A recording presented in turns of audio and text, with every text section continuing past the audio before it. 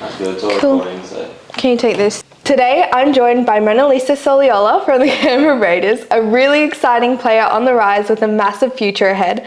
Really appreciate you coming in. Thanks for having me. Before we begin any rugby league chat, what's your life like outside of footy? At the moment? Yeah. Well, I was working at the beginning of the year, and then I had switched positions with my dad, so now he works and I babysit my siblings. really? So it's pretty chill, yeah. It's pretty calm. And yeah, weekends are chill. I feel like off footy is like how I want it to be. Yeah. Just real calm, go with the flow, Yeah. and whatnot. So yeah. Yeah, you It's pretty good mentioned at the your moment. family and obviously you're babysitting your siblings, which there is so many of them. You know, you have a massive family, if I'm not wrong. How hectic can your family life be? It's atrocious. Yeah. It gets real bad some days. Yeah. I can't lie. Just to the point where I want to go in the room, just lock myself in there. Can't stand it. But I feel like I'm really grateful for having a lot of people in my family. There's 11 of us, Yeah. or soon to be. Yeah. And I don't know. I feel like that constant company is real fun. Yeah. So yeah. Is it hard? I know obviously your dad plays a massive role in your rugby league career, but having, you know, sisters, brothers, your mum, your dad, like, is it a lot to, like, mentally when you're kind of trying to play your game and then you've got your dad's opinion, your mum's opinion, your sister's Yeah. I think this is where it gets to the parts where it gets like hard, like not annoying, but like annoying. Because I feel like there'd be some games where I feel like, oh, I played all right, and then I go to the sideline, and then I got 3 of them telling me, what were you doing? And then the other 3 are like, no, you were pretty good. So like I'm stuck in like 2 minds. Yeah. But I think what's good is at the end of the day, not that I don't care about the other opinions, but my dad knows what he's talking about. So he's probably like the main ringleader out of all the opinions. Yeah, I guess that, you know, makes sense. They play a massive role, and your dad obviously is, besides your dad, is it hard to balance your dad's insight and what he's trying to like teach you and tell you to do, as well as your coach, as well as your manager, John? Oh, like, my gosh. This might get you in trouble, but who do you like value the most? Like, Personally, from, I would say maybe Tasha Gale. I stopped listening to everyone else besides the coach. Yeah. Only because at the end of the day, he's the one that's playing me. You know what I'm talking about? 100%. Obviously, like take a few things from what I've learned from like the others. Yeah. But at the end of the day, if the coach says that's wrong, then that's wrong. Yeah. I guess talking about the coach, and last year you were in and out of the team a little bit. Do you know what you kind of need to work on to make sure that you stay in the team week in, week out this season? I've got a on-field thing and an off-field thing that I know I need to work on. Yeah. And on-field being just purely getting fit, knowing that I have to be fit, because I personally feel like I've got potential of skill, potential of like the mindset of the game, but it's just lasting. I play good for like 20 minutes and then I'm dead. Yeah. You know what I mean? Yeah. So I personally feel like if I can get that in check, hopefully everything else falls through. Yeah. And then off field, just like you were saying, missing out on games, that was because of injury. And that's no one else's fault but mine, because I knew that I wasn't looking after myself properly. Like after games, I wouldn't go home and eat the right food. Yeah. I'd just go sleep or something, or not stretch. Yeah. So I feel like, making sure that out of game you're kind of looking after yourself as well.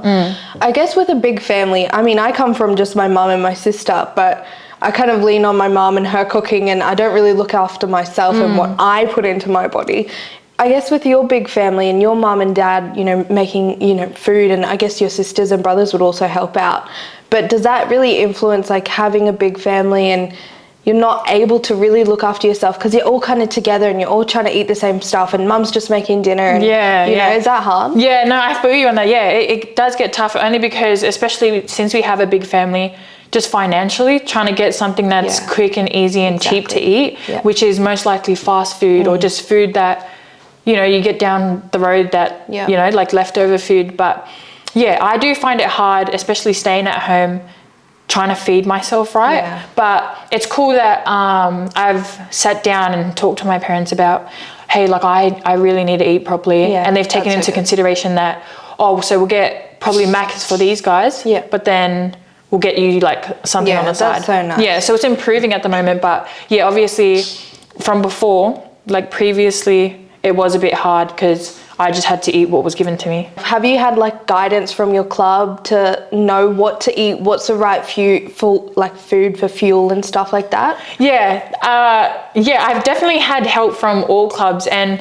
I think the worst part about it is I've reached out for help, and it's just me and myself of wanting to be better. Yeah. There's been stages within there that I've reached out, they've given it to me, like literally hand given it to me, and I've looked at it and been like, okay, I'll start next week. Yeah. I'll do it another time. Yeah. So it's just, I feel like I've got like a lot of helping hands around. It's just my attitude, which I'm slowly getting better at, but at one point it was pretty bad. Yeah. Yeah. And you've touched on it already, but rugby league is more than physical attributes, and you're talking about, your attitude, your consistency and having that mindset.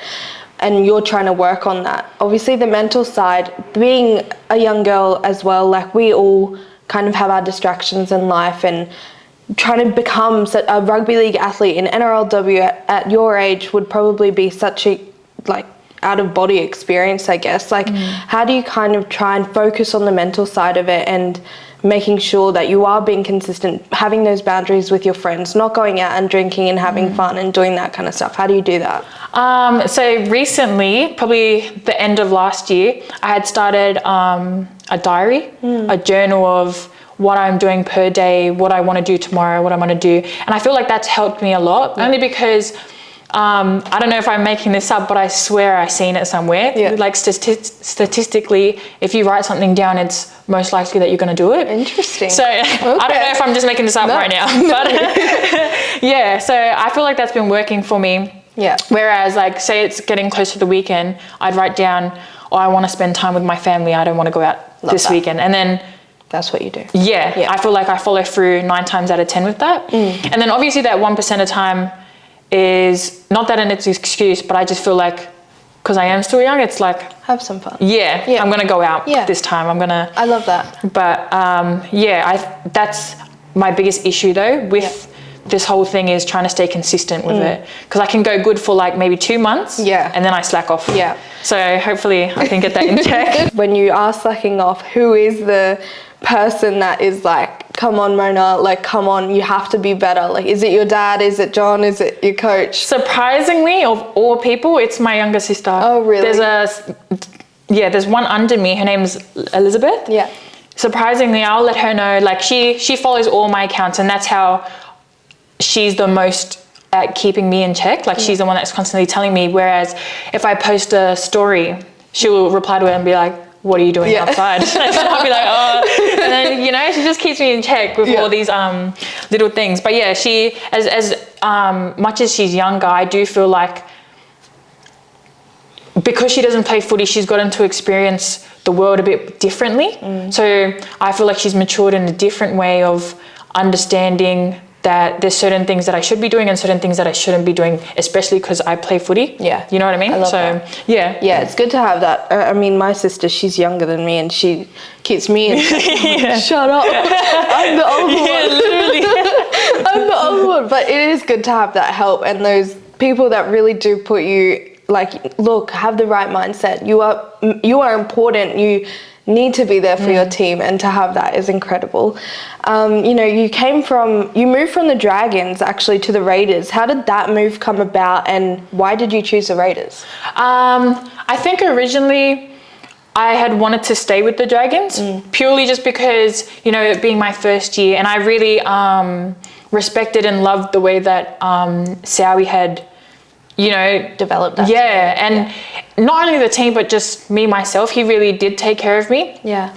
But moving to the Raiders from very young, just remember seeing my uncle play from young. My whole family's been a Canberra Raiders supporter, or like half Canberra, half Roosters, only because of, my uncle. Yeah. And just something in me wanted to follow in his footsteps, whether it be me starting off the year being known as his niece and whatnot. I just wanted to jump into this Canberra side, and wherever I started, but finishing off as Monalisa Soliola at the end of the day and making my own statement within it. But yeah, just following within his footsteps kind of found its way into me, and that's what made the switch over. I love it. Well, so would you say he's kind of your influence into getting into rugby league? Definitely, definitely, yeah. He is one of, but he does play a big role in it. Especially because he also went through a similar transition, probably differently because he went through the transition all throughout his NRL career, but from starting off as a back all the way to prop. And he's not your ideal big, prop, but I think something that really inspired me to becoming a second row prop, as I am now, is although he was small, he used his other attributes to work around playing prop, as he had a step, he had a palm, he had certain things that other props didn't have, and I feel like that made up for him not being the biggest. So I feel like that's influenced me today. Maybe I'm not the fastest, maybe I might not hit the best line, but I feel like you're doing it. Yeah, I do it in my own. Yeah, I love that. And I guess with the Raiders, you joined in their inaugural season. Was that a scary decision? I guess there would have been a bit of uncertainty being with that first team. Honestly, no. I felt like I had, being an inaugural team, if anything, I was more excited of the challenges to come. Although I was struggling with the challenges I already had, I just felt like these challenges were different, where if I could somewhat overcome these ones, it could fix the other ones. I feel like there was something missing with the other challenges that I had that I needed to help it out. Do you get what I'm saying? Yeah. So if anything, I was more excited that it was a new team. Of course, there was going to be a lot of commotion, a lot of talk around it, but it was just a good bunch of girls to have straight off the bat. It was out of sight, out of mind, ears closed, we're our team, we do us, and we're in the game. So I feel like that helped a lot. Yeah.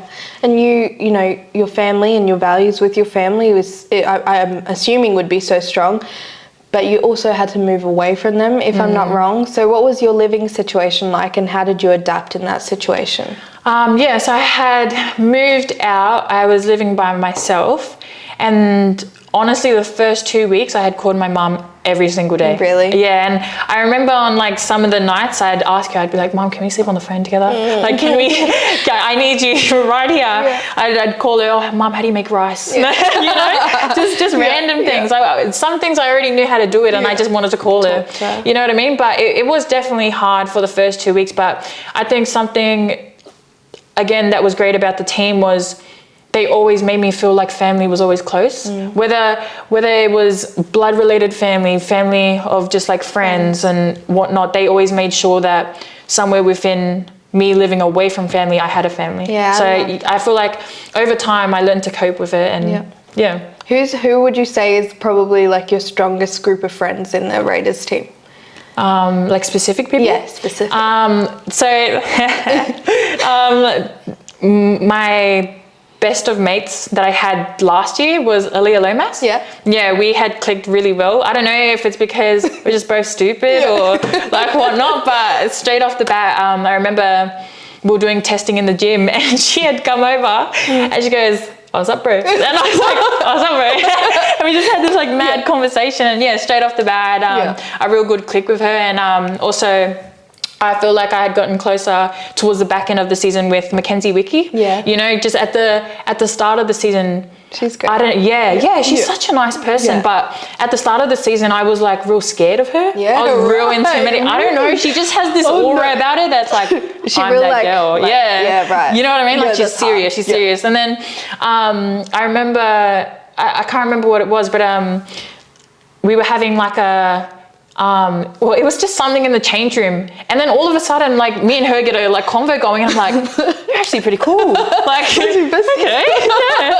So it kind of sucked that I got to know her more towards the back end of the year, but I'm just glad that I got to know her towards the back end, so hopefully this year we can get some things going on. Being a young girl coming into the squad, obviously with the first team, was it tricky to navigate being a younger girl and with the older players, or were they kind of really, appreciative of you and coming in? It wasn't you're younger, you're older kind of thing. No, definitely not. No. I personally feel like each of the older girls, and me being a younger girl, but also the other younger girls just all really gelled really well together. It wasn't like there was an age gap or like a experienced gap. It was kind of just like, I made it here, you also made it here, we're the same. Do it. Do you know what I mean? Like, this is my team, you're in my team, we're on the same level. Yeah. And it was real cool. I just felt like heaps of us bonded real like well together. Yeah. And that's, I guess that's really, really important to be able to like join a new team and not feel intimidated and like, oh God, how am I going to be friends with these older girls who kind of already know each other, and to have that like ability to just be yourself and have them as friends is probably amazing. Your co-captains, Zahara and Samaima, how are they as leaders, and are they pretty different to each other? Okay, first of all, off field, they are the coolest people I know. Really? The coolest people I know. As like it's like just those normal stories, meeting someone that's obviously older, more experienced, state of origin, played for Australia. You're looking at them and you're like, whoa, you must be like serious. You must be the real deal. Yeah. I hop off the field with them and they're like, you know, they're full chill. And I'm like, damn, he's a cool. You know what I'm saying? Yeah. But yeah, no, I do find them very different. I feel like Mima's more of a, I don't know how to explain it, but they just got different approaches of leading. Yeah, right. You know, Mima's more of a... Is it intense or...? Yeah, I feel like Zahara's an intense, but she's like a more direct. Right. You know what I mean? Yeah. And I feel like that's something that I love about her, is I personally like getting told off. If I drop the ball, I need someone on the back of me saying... What are you doing? Yeah, bro, like pick up your slack. You know what I mean? Yeah. Whilst Mima's more of like a, she leads as in, if I drop the ball, she's like, no, you're right, bro. Like, we'll try again next time, you know? So they have a really good balance of like being direct and also being, you know, like, it's all right, I got your back. Do you know what I mean? And I think that's so important. Yeah. Both of them. It's like, they're such a good captain mix, definitely. I love that. Yeah, I think, you know, if I was to, I don't actually know if I've run into Samaima properly, but if I was ever to be in front of Samaima, I think I'd be like, whoa, this is intense, like probably hates me. Like, how do I even like navigate being soft around her? But it seems like she's just she's soft, so cool. She's so cool. Yeah. She's like an 18-year-old girl herself, I promise you. And I guess talking about your coach, Dan Borthwick, what's he like? He seems like he's really calm as well. Yeah, he plays a real big part in my life at the moment. Away from home, like I was talking about, it was real hard. And he kind of just stepped in to be my second dad kind of thing. Do you know what I mean? Yeah. So we had built this bond over time, but before getting to know him and everything, I had heard a lot of good things about him. Good coach, cares about his people, you know, cares about them on and off field. And I'm not surprised because that's how he is. You know what I mean? I personally feel like he's a really good coach. Good at defense. Has helped me this year with my defense. I used to suck at marker D. I would the ball would go and I'd be like, job done. You just take it. But yeah, no, he's really helped me with that. And like I was explaining, caring on and off field, he really, really does. When he says he cares off field, he really does. Of course, he's going to care on field because he's the coach. But off field, he makes sure he calls at least once a week. He makes sure he's checking up on you. He's going to come visit your house. You know, there were times where I was doing laundry and you know what I'm saying? I'm like, coach is here. Who's this, bro? But yeah, no, he's real cool. He's a real cool person. Yeah. I guess, can he be intense at times? Like if he is calm and he is so caring and kind, what about when things get tough? How is he like with that? I feel like he handles those situations real well. Really? Yeah, real well. I can't remember what game it was, but I think we were up by a try or down by a try, and we could see the frustration. We could see that he was angry. We were frustrated in ourselves, you know? And he just basically told us, long story short, if we keep playing like this, forget it. Yeah, like don't worry about it. And then, but I feel like on the back of that, I wouldn't call it negative talk. I'd just call it reality. Do you know what I mean? Yeah. On the back of that reality, he hits us with a sense of belief. Yeah. Like he talks about, yous are a good bunch of girls. Yous, you know, this, that, and he uplifts us. Yeah. So I feel like he is intense and direct, but also knows how to comfort that. Like he's not too over it where he's telling each and every one of us we're useless, we're this. He kind of tells us, you know, we have things that we need to work on. You guys already know that yous are playing not the best, and I need you to do this, that if you want to win, but that's up to you if you want to win. Yeah. Do you know what I mean? Yeah. So do you guys have any like values that you kind of make sure that as a team you're bringing into your games? Like, is there any like set things like, yeah, we got to hit this, we got to do that? We had like this whole list, and I'm so sorry, Darren, if you watch this, but I have forgotten a few. Oh no. But I know one of them was definitely respect and energy. Yeah. It was just, especially on game day, just having respect for each other, and how, for example, I personally don't really like listening to music in like the shed and stuff, whilst other girls love listening to it. So it's like a respect thing of maybe put your earphones on, or this, that. There's a speaker in the middle, and I respect that everyone will listen to that, but just nothing too over the top. And if you want to listen to something that's over the top, then certain girls will have their earphones on, and that's like respecting each other's different way of getting ready. Do you know what I mean? And it's just small things like that we really do value, because it as cliche as it is, it's always the 1%ers that matter. And 1%ers come with everything, and that's a big 1%er. And then just our aura, I guess, like always trying to be present in the moment, not trying to think of, especially not even just in game, but especially in training, rocking up to training ready to hit that ground running, no matter if we're doing fitness or skill. I feel like I tend to get caught up a lot in, oh my gosh, what are we doing? Oh my gosh, are we doing fitness? Oh my gosh, why is there cones out? Do you know what I mean? So just like, be ready to go. Like just being in the moment, try not to focus too much on what's out there, but probably like I'm stepping out of the gym, literally the next step out of the gym, that's what I'm focusing on at the moment. Try not to think too far ahead. And I feel like that's really important. And within our team, that's what we did, like sort of knuckle down towards like throughout the season. What's your pre-game like? Because you're saying you don't like listening to music. So how do you kind of get into that space? Oh, so I personally, I kind of just sit in my corner, like sit in my, well, I wasn't in the corner, but I kind of just sit like in my box. Literally for like maybe the first 30 minutes or however long I'm allowed to go on my phone, I'll be in my notes, just writing a lot of things, like, and it could be the most randomest things, I promise you. It has nothing to do with the game. Like, oh my gosh, I feel like strawberries right now. But it's literally just to distract myself, like get everything out, put it down on something, and then boom, once it's time to get off my phone, I'm fully focused. I have nothing else to think about. Do you know what I mean? So it's real weird, but like I just feel like I need to jot everything that I'm thinking about, so that once that phone's away, I'm thinking about nothing else and just purely in the moment. Interesting. Do you know what I mean? After one of your games, just send us your notes. Pop it up. This is literally. all the game.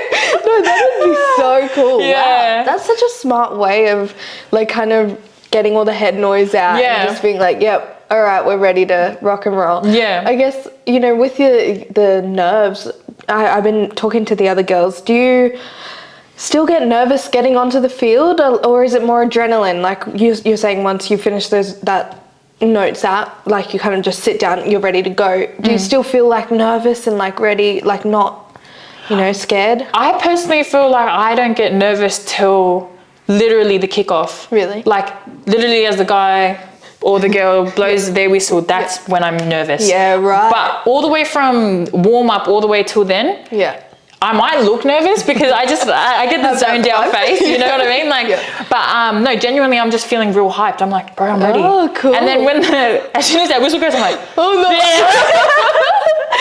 Am I really ready? No, but like after that first tackle in, or it's all calm. You know what I mean? But, you said Simone was the calm one, but how do you kind of, is it all the girls that kind of are like, all right, let's go, like on the field, they calm you down, you can focus and you can trust who's beside you? Oh, definitely. I feel like I personally feel like and I'm more than certain that all the girls feel like they can trust the person next to them, only because we've built such a good bond on and off field. We had a lot of camps and whatnot, but personally, someone that I love hearing on game day, or I love hearing at training with just so much hype, as nervous as she was at the beginning, she's just got so much energy all the time, is Kede. Oh, she's like, she sometimes doesn't realize that she's funny, but like, and I could be the only one laughing, but like I just look forward to hearing the stupidest thing she says. It's the funniest thing. Like she could just be standing there and be like, I I think I'm getting a wedgie. And probably everyone finds that so like, what? you know, but I'm there cracking up. I'm like, oh my gosh, like I'm so ready to play and this girl has a wedgie. You know what I mean? Like she's the funniest, bro. I was talking to Holly Wheeler about how you were coming in and she was like, oh, good luck. Real quiet, but you don't even seem quiet. Like has playing with a team kind of brought you out of your shell? Like doing kind of things like this, is that tricky or? Yeah, definitely. Like I was saying before, I get real nervous when people reach out or want to interview me. And it's not that I don't specifically want to do it because it's like I don't want to be a part of it. It's just purely because you don't know how to. I don't know how my aura is. I don't want to look like I'm not interested. I don't want to look like I'm too into it. Do you know what I mean? But she's totally into it. She loves this. But I get real nervous. I start to overthink about my own actions. But within this team, they didn't even have to say it. They didn't even have to say, be yourself. They didn't even have to say, you're calm, like no one's judging you. It's just the way they made me feel without having to say anything. Do you know what I mean? I could bust out like 4 moves in the middle of gym and instead of them like laughing and whatnot, I feel like half of them's joining. And I'm like, so good. Yeah, let's go. You know what I mean? So they're real cool. But obviously there has been times where I've probably busted out a move and it's the wrong time. And they do let me know, but in a cool way. It's like, come on, bro, don't need that now. You know, that's not the moves for right now. So talking about back to the rugby league, because we obviously we keep sidetracking. we're talking about rugby league here. Playing in under 19 State of Origin, what was that experience like for you? It was real cool. My first year of State of Origin, that was so surreal. I had no idea. I was not expecting no call, no nothing. And from the moment I received that call to the end of the whole camp, I had a ball. It was just a bunch of great girls. And obviously being an age younger, the older girls, as much as they were only a year older, they made sure to take care of us younger girls. It was real cool to see though. Especially like with the friendships in that. Like I've got friends in that team that I'm still friends with today. You know what I mean? And but yeah, my experience in that first Origin team was so surreal. The second Origin team, I feel like that was both surreal, but I just feel more nervous only because I had to captain it. And like you know, like Holly was saying, I'm not really one to talk. I'm not really one to voice and direct. Because it's I feel like that's why I was really grateful for having Chloe Jackson as my co-captain. Because she is real speechy. She wants the interviews. She wants to, and I applaud her for that. I honestly don't know how she does it. She's so confident. I love that about her. But Chloe Jackson next. I'm telling you, she's got all the words. Trigonometry. Oh really? All that stuff. She's real good. She's real good. But I feel like during that Origin off field, I was just real nervous of kind of letting the girls down, only because I felt personally I was just real shocked. Like I was like, do I really deserve this captaincy? Or not much deserve, just am I really right for this captain role? You know? And I feel like what was good about it was I started to realize that as much as I might not be an off-field influence or an off-field leader, when it came to training, when it came to on-field stuff, and when it came to the game, I really felt myself, you know, standing up and being like, no, this is my team. I'm owning this team. I'm going to talk. I'm going to do this, that. But it's just the off-field that not me. And I'm assuming that would motivate you to want to play women's Origin and represent the Blues. Is that one of your career goals? Oh, 100%, 1,000%. Obviously, I've got a lot of competition at the moment with Liv Koenig, Yaz, Kezi and Shay. They're brilliant players. And having the experience of training next to Kez and Shay at the Dragons, it was real cool, real idolizing, but at the same time, just me rethinking, do I really want to play? Are these guys are these guys really the people I need to beat? But as time's gone on, especially with Kezi, she's you know, your typical role model. She's a real good role model, and I've expressed to her before, like, bro, like, you're just so good. Like, am I really supposed to be here? And just the way she comforts you, it's not like a cliche comfort where it's like she's kind of shrugging you off, like, no, you'll be fine. She really like cares. She's there emotionally and letting me know that, hey, this is you're fine, you're here because you're seen, blah blah blah blah blah. Yeah. But being in the state of origin, I really do aspire to play. Yeah. Like I am going to try my hardest, and I hopefully, if not next year, the year after. Not the year after. Hopefully, Soon. by the time I hit 30. Yeah.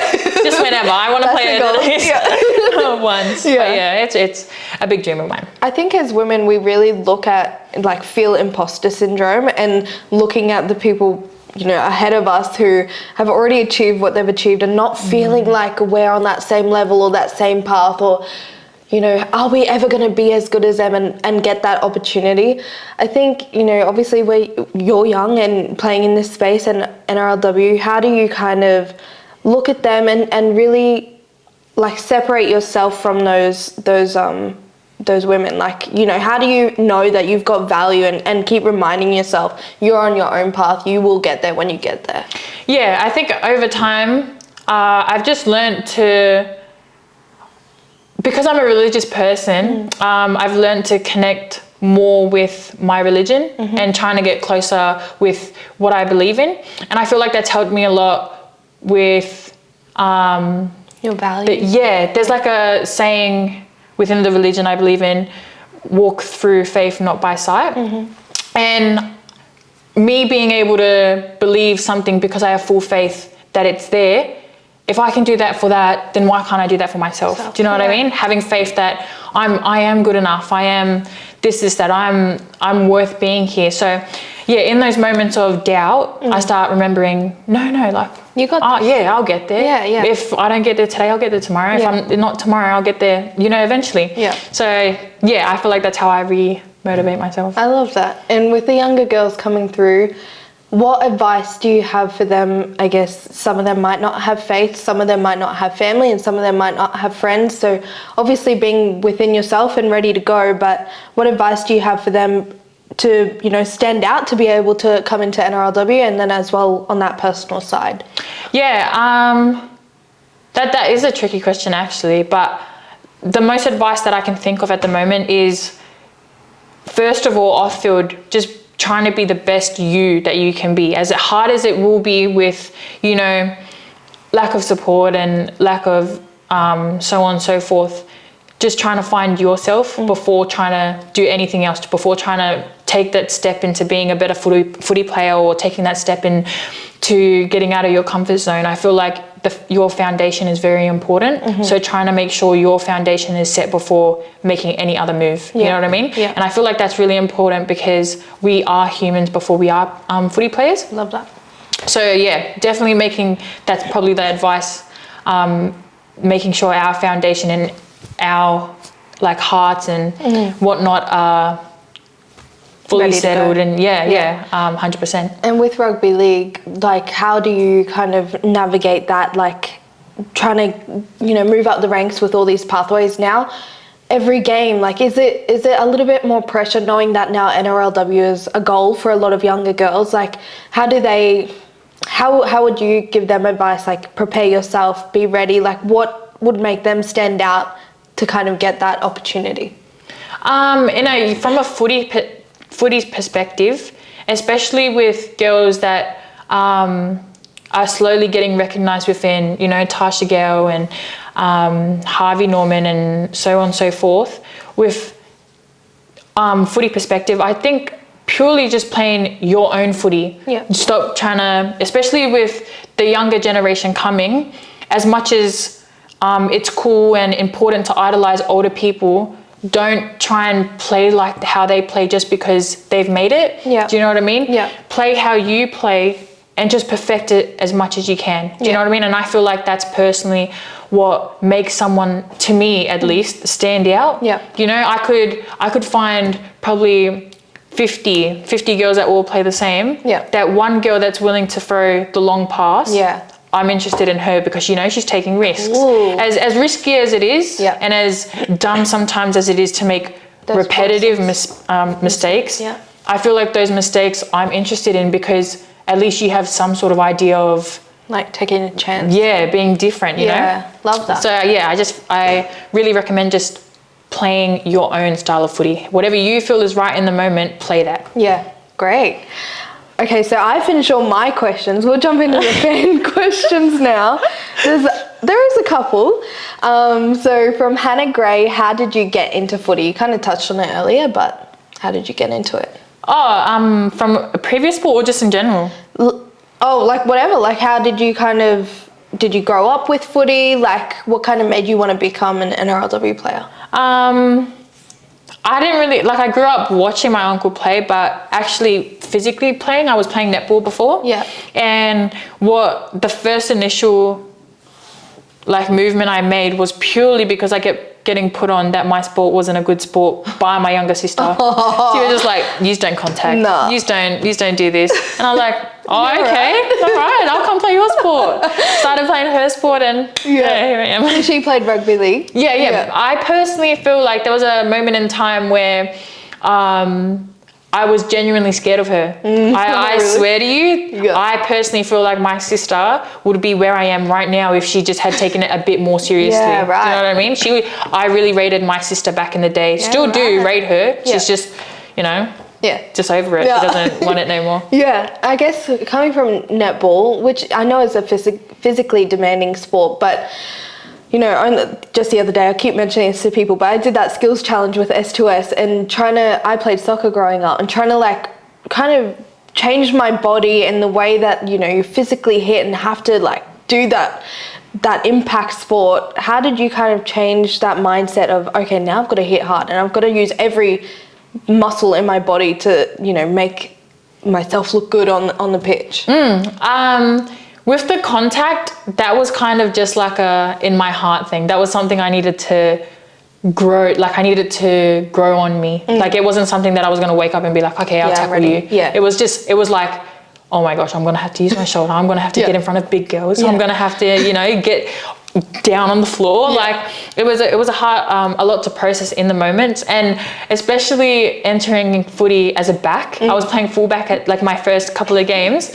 I was making sure every girl tackled every single girl, because that girl that broke the line, I was going to pretend like I was running next to her. I would be running next to her the whole way. And I was like, damn, I was too slow. But I knew I could have caught her. But I was like, damn. It's up to you. You just catch her. That's so good. Yeah, but I feel like something that helped me a lot in netball though, as much as the contact wasn't such a smooth transition, in netball I had learned a lot of agility and hand-eye coordination. So transitioning that into footy, I feel like there's a bit of footwork on me, a bit of ball skill, you know. Yeah. Okay. So I feel like that's a plus from netball to footy. Okay, because I think a lot of girls have that. If I'm not wrong, obviously I'm a girl as well, but I think a lot of girls have that holding back on the contact and the physical contact, and not feeling like we're obviously smaller and we're up against Keratinas and some high alphas and stuff, and it gets full on, but you said you kind of have to change your mindset around that, so that's really good insight, and I hope that a lot of other girls kind of are like, yeah, we can do it. Doesn't matter if we're little, we can. Literally. It's fine. Get lit. And you talked about your game day ritual, but what's your meal before a game is a question. So if on game day I don't eat. Oh, really? Yeah, it's that's bad. Yeah, it's terrible, but I cannot. What? I don't know what's wrong with me. I'll probably, at most, I'll have a banana and water. No way. Yeah, I swear to you, I cannot. What? I don't know why, what's wrong. I played or maybe it's because I played a Tasha Gale game, and before it I had, I think it was chicken fried rice. Yeah, which is not bad. Yeah, I had a chicken fried rice, but we were playing a night game. So I was just like, oh, this is pretty good to have in the morning. I'll just have this, that's it. That night game came along and I was spewing up constantly. No. I swear to you. It was probably because I was sick, but that's probably what, probably. Yeah, that was probably the reason. But oh no. That had ever since then I was like, no, I'm not eating. I can't do it. This is scary. What do your coaches say about that? I don't really tell them. No, now they know you don't eat. Get this girl eating before a game. You scored the very first try at the new Allianz Stadium. How did that feel from Jess God 94? Honestly, in the moment, I had thought I knocked the ball on. Yeah, I fell, and I didn't even realize that I was at the line until everyone started screaming. So I had to get up like I knew I hit the line. Yeah, I did that. I got this, but in my head, I'm like, damn, I didn't mean to score that. I think it's all about like after you score a try, having that pretend like, yeah, I did it. Yeah, having that aura that, I got that. And then they recheck. Oh no, I completely dropped it.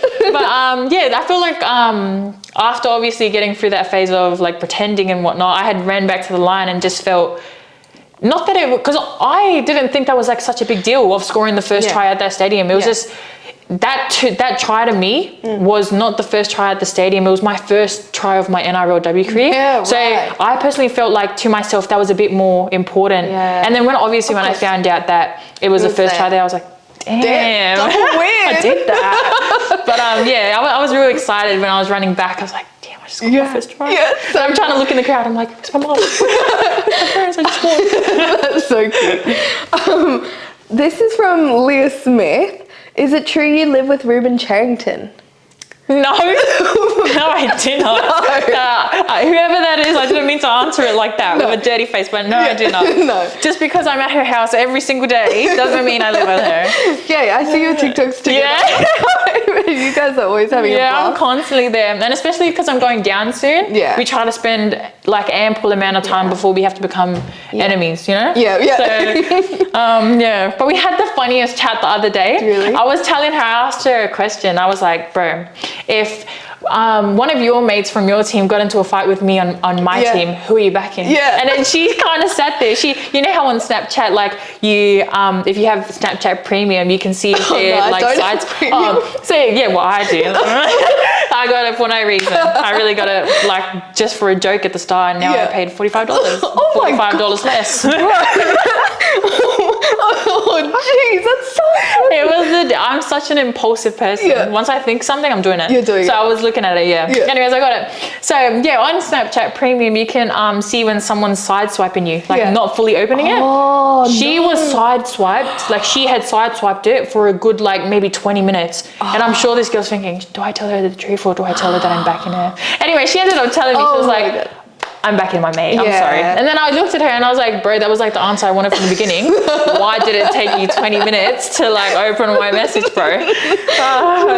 But that was like, I was like, what the hell? That's funny that she had to like sit there and be like, should I lie right now? Yeah, like this is my best mate, don't tell her. It would be so different playing against your friends in that space and being like, I hate you, but I love you. Not to sound so rude at the moment, but if my mate's on the other team, I'm so sorry. I have no idea who you are.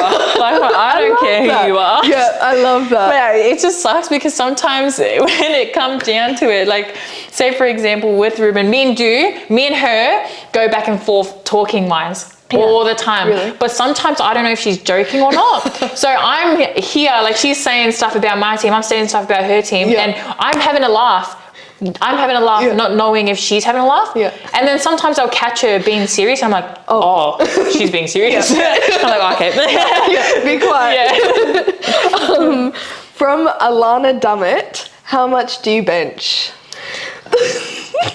Alana, this year I'm coming for you. She's right. We've been trying to compete on to see who can bench more this whole season. So we on our dumbbells, I'm pretty sure we were doing 17.5 each side. Nice. At the end of the season, I had come out on top with 27.5 and she was doing 25s. Oh, yes. Whoa, look at you. I promise you. If I really wanted to do that again, I'd be on 12.5 at the moment. Interesting. Yeah, but if Alana's watching, 30 kgs on you could actually hit up Tekka because she actually those biceps are crazy. Biceps, triceps, everything. Yep, I see her doing hip dips all day, every day, and I'm like, damn. I said to her, you're going to be disproportionate. Literally, bro. Start doing some legs, bro. Exactly. From Charity Soliola, is she obviously that's my cousin. Yeah. Are you the youngest in your team?